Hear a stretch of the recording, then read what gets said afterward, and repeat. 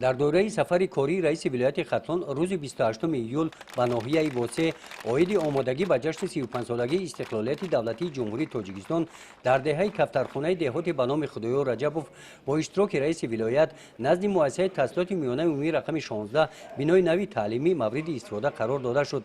بنای مذکور یک آشیانه بوده با 6 صنفخانه با پیشنهاد مقامات اجرایی حاکمیت دولتی ناحیه واسه و جلب صاحبکاران محلی ساخته شده است.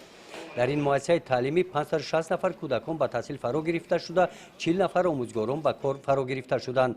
در صحبت با آموزگاران رئیس ولایت تاکید داشتند که در دوران صاحب استقلالی کشور تحت سروری پیشوای معظم ملت پرزیدنت جمهوری تاجیکستان محترم امامعلی رحمان برای بهتر نمودن صفت تحصیلات در تمام دهات‌ها شرایط‌های بهتر فراهم آورده شده ایستادند. جواباً با این غمخوری‌های سرور دولت مردم ناحیه واسع ولایت ختلان نیز در قطار دیگر پیشصفان جبهه سازندگی و آبادانی کشورمان زحمت کشیده در پیشرفت وطن محبوبمان سهم ارزنده خود را می‌گذارند. در این روز با اشتراک رئیس ولایت ختلان در محله به نام سینا شهرک اولبوک نقطه آب نوشاکی مورد استفاده قرار داده شد. با کشاده شدن نقطه مذکور مشکلات ساکنان این محله با آب نوشاکی حل خود را پیدا کرد. با این مناسبت در ملاقات با رئیس ولایت ساکنان برای توجه و غمخواری و پیشوای ملت پرزیدنت جمهوری تاجیکستان محترم امامعلی رحمان میnnadاری بیان نمودند.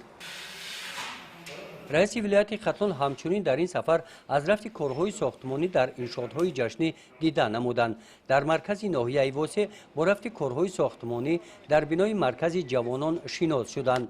در دهه آغجر دهات به نام میرعلی محمد علیف از رفت کارهای ساختمانی در بنای نوی تعلیمی نزد مؤسسه تحصیلات میانه عمومی رقم 49 بازدید به عمل آوردند.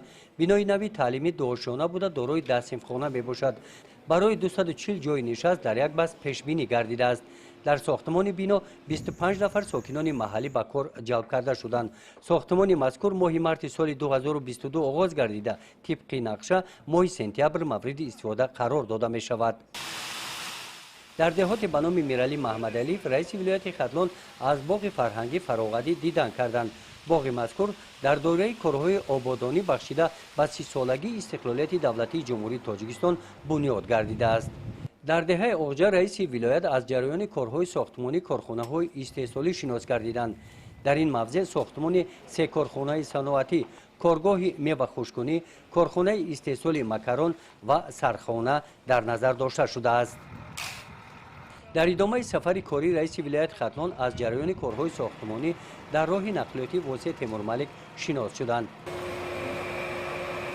در دهه به نام حسن قربان فی دهات توگرک رئیس ولایت با راهسازان و صاحبکاران که در منفرش نمودن راه بین دهه سهم ارزنده گذاشتند هم صحبت شده با آنها اظهار سپاس و میnnadاری بیان کردند. گزارش خواجه نظریف خدای نظر ظهروف از ناحیه واسع برای برنامه اطلاعاتی نوید.